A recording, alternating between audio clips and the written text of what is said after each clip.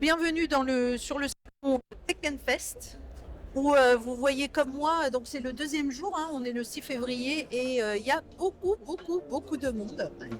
Un salon où on découvre plein de nouvelles technologies, de l'IA et de faire découvrir des technologies et des entreprises de la région.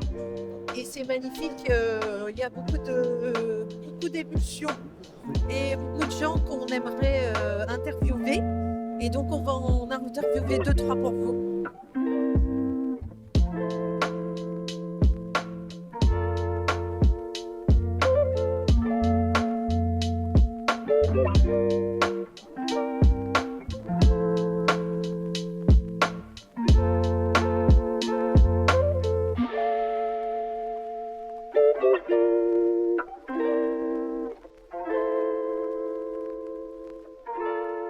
Émilie, Eh bien écoute, moi aussi Cécile, te retrouver ici, c'est vraiment chouette. eh bien oui, présente-toi parce que moi je te connais, mais eux ils ne me connaissent pas. Alors qui tu es? Qu'est-ce que tu fais? Eh ben moi je m'appelle Émilie, je suis la fondatrice de l'atelier de communication MGA. Et dans atelier de communication, on a communication, on sait un peu ce que c'est. Mais l'atelier, c'est surtout du développement durable, donc des questions économiques, environnementales, gouvernementales et sociétales. D'accord. Et donc je suis venue ici, invitée par Citia, pour présenter les cartes de visite éco-responsables qu'on a en bois. L'idée, c'est d'avoir une carte de visite qu'on ne donne plus, qu'on amène à scanner et donc plus de déchets. Produit une seule fois et on la garde. Développement durable, donc. Alors l'entreprise s'appelle EMGA, E-M-G-A-A. Tu es basé où alors? Et bien sur Bonneville, Sur Bonneville. c'est ça, entre Genève et Sallanches. Et donc Grenoble, c'est normal de te voir ici. Ah mais bien sûr, dans toute la région, on a surtout la chance d'avoir une région et un département ultra actifs. Alors on profite de Tech Fest où on a vu mais plein de trucs géniaux, de l'innovation, de la bonne humeur, du professionnalisme, génial.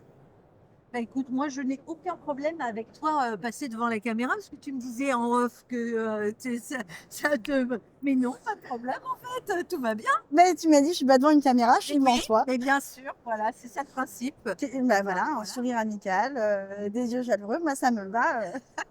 C'est génial, et ben merci à Émilie, et puis à très bientôt. En tout cas, comme disent les Suisses, à tout bientôt. À tout bientôt. Et puis on se revoit bientôt sur Annecy. Sur Annecy, dans les locaux, Voilà. les super locaux, les deux studios. Les deux studios d'Aravian Studio.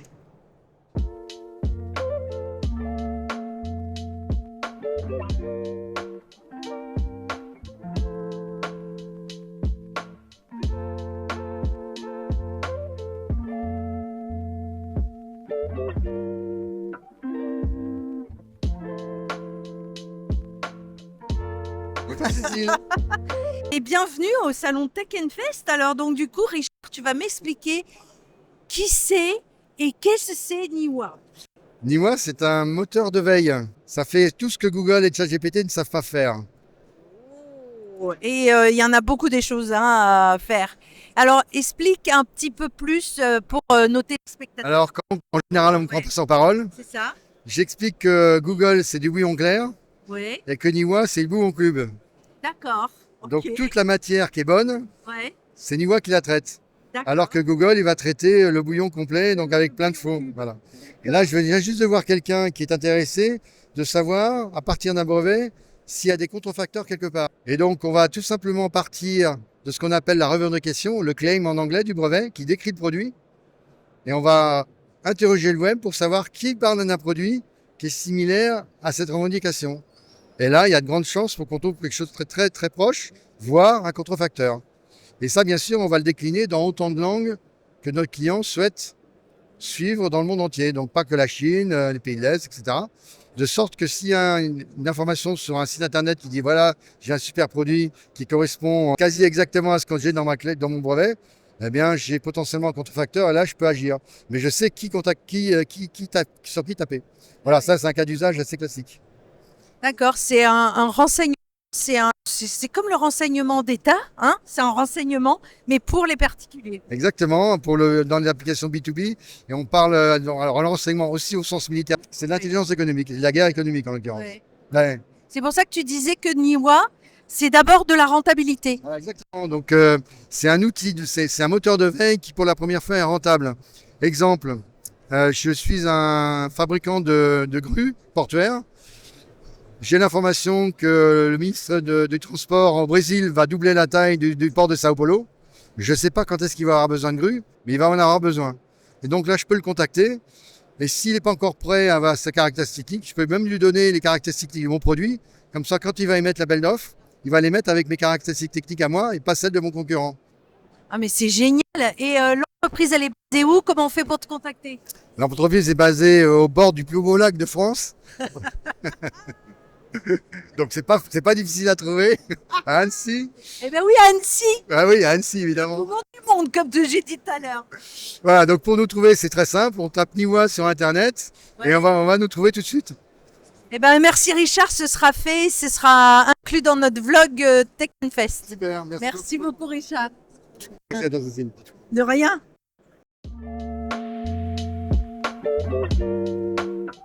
Galéon à la French Tech, la Tech Fest.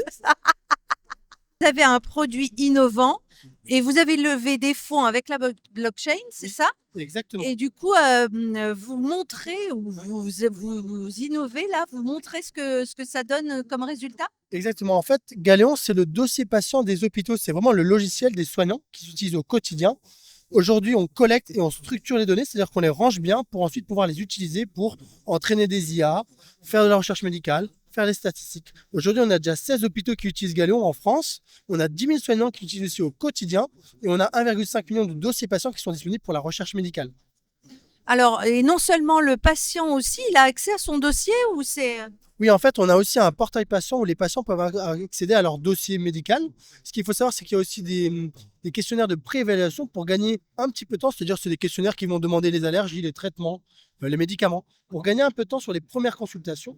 Et puis, quand, par exemple, aussi sur le portail patient, on peut imprimer tout son dossier médical. Si je suis en urgence, je dois aller à l'hôpital en urgence, hop, en un clic, j'imprime mon dossier, tout mon historique. Alors ça, c'est point de vue médical, c'est une révolution parce que on a plusieurs données qui sont collectées par plusieurs médecins différents. Et là, Galéon propose que ce soit tout regroupé au même endroit, une sorte de coffre-fort santé. Exactement, c'est ça. Et en fait, nous, on voit l'hôpital sur le prisme du patient. C'est-à-dire que je sois un gynécologue, un pneumologue, un cardiologue, je le vois du côté du patient. Moi, je vois, quand je suis cardiologue, je vais avoir que le module cardiologie. Quand je suis pneumologue, je vais avoir que le module pneumologie. Et en fait, ce qui est intéressant, c'est que tout est centralisé. Donc, je vais avoir l'historique de, par exemple, une femme en gynécologie, en anesthésie, peu importe. Je vais avoir tout son historique. Mais par contre, moi, je suis cardiologue. Je veux voir que la partie cardiologue. J'ai ce prisme-là, en tant que médecin de spécialité, de voir la cardiologie. Mais si j'ai envie, j'ai aussi tout l'historique que je peux voir. Ah oui, parce que il peut avoir des informations qui peuvent regrouper en termes de, je sais pas, de spécialité. Par exemple, un cardiologue veut voir ce qu'a fait l'angiologue, etc. Et c'est ça qui est intéressant en fait. Exactement. Et ce qui est aussi intéressant, c'est qu'on permet, par exemple, je suis à Bordeaux.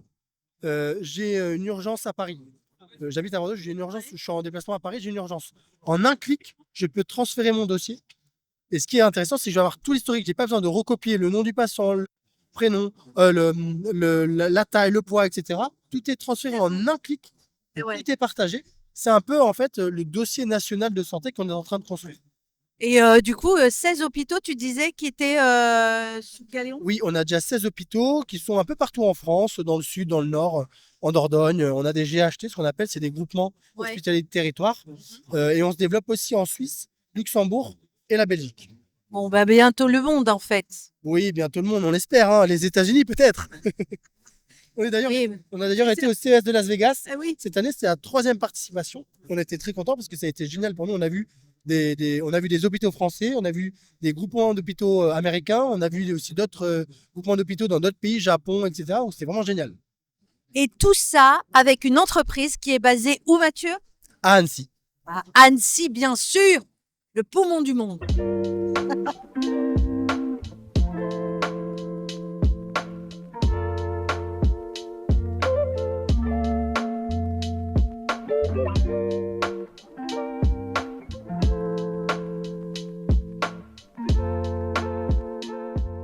Hier et aujourd'hui, 2 jours de folie pour célébrer l'innovation et la technologie.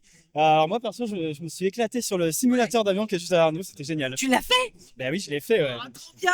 Et je n'ai pas craché. Et tu t'es pas craché. Alors, après, il m'a un petit peu aidé le concepteur. Ah ouais. Tony Ouais. Levier. On va l'interviewer après. Très bien, c'est sympa. Et du coup, le Dauphiné libéré, donc. Et donc, vous faites des articles, vous allez Bah là, interviewer des gens. on est, en fait, on a un petit pool vidéo Ouais. et on fait des vidéos pour les réseaux sociaux. Ok. Donc, plusieurs sujets pour les différentes plateformes. Et par exemple, sur Facebook, Instagram, on a des sujets grand public avec ce nom de rubrique à quoi ça sert. Et on va voir des innovations ou des technologies qui font l'objet d'une démonstration et on va voir et expliquer avec les personnes à quoi ça sert justement. Ouais. On diffuse aussi sur TikTok des sujets un peu plus fun comme celui-ci par exemple ou sur LinkedIn où là on va faire des sujets beaucoup plus économiques et on est une équipe de 5 journalistes qui tournons pour incarner ces sujets-là. Mais c'est génial. Génial. En tout cas, bienvenue et merci en tout cas pour la visibilité.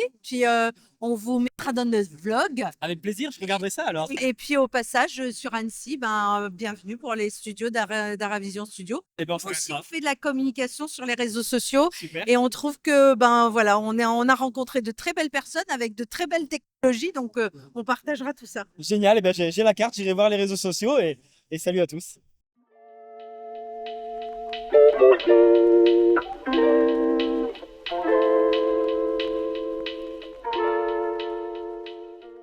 Allez, on est avec Hervé, le concepteur de cette fabuleuse machine derrière moi. Hervé, tu peux nous en dire plus? Eh ben, effectivement, c'est un simulateur dynamique. Donc, c'est une plateforme qui bouge, pour faire simple. Là, elle est connectée à un jeu d'avion. Donc, la personne, elle fait Top Gun. Elle est sur un porte-avions, elle est catapultée et elle ressent le catapultage. Après, elle fait des tonneaux, donc comme dans Top Gun, des tonneaux, des loopings. Et elle a vraiment l'impression d'y être. Et je pense que tous les gens que vous avez vus, quand ils sortent, ils ont la banane parce que voilà, c'est génial. Donc là, on est en mode avion. On peut faire des montagnes russes. On peut faire de l'hélicoptère, de la voiture. Vous avez juste à le brancher à votre ordinateur et c'est dingue. Donc dans la simulation, là, le simulateur, il permet de faire quoi? Des entraînements? Il permet de faire quoi comme application? Alors effectivement, là, on fait de l'amusement. Donc on s'éclate dans un avion de chasse. Mais ça peut être pour la formation des pilotes, que ce soit des pilotes d'avion, des pilotes de voiture. Ça peut être aussi dans la recherche et développement parce que là, au final, c'est qu'une plateforme qui bouge. Donc j'ai par exemple des universités qui l'ont acheté pour mettre des éoliennes dessus pour faire de la simulation dans des souffleries. Voilà, donc en fait, on peut faire ce qu'on veut. C'est une plateforme qui bouge et on met ce qu'on veut, des gens, du matériel et voilà. Et c'est virtuel et c'est génial. Et on s'éclate. On s'éclate. Et d'où était venue l'idée et ça a commencé quand l'aventure? Bah, ça a commencé il y a longtemps parce qu'il y a 25 ans, je voulais être pilote de chasse et j'ai pas pu. Et donc je suis tombé dans le monde de la simulation aérienne, mais en mode vraiment hardcore, quoi, poussé, dans mon garage. Et maintenant, bah, je suis là avec vous. Ça a été validé par des pilotes de rallye, des pilotes de Rafale. De te retrouver un jour en podcast vidéo chez nous, chez Aravision Studio. Avec plaisir, merci beaucoup.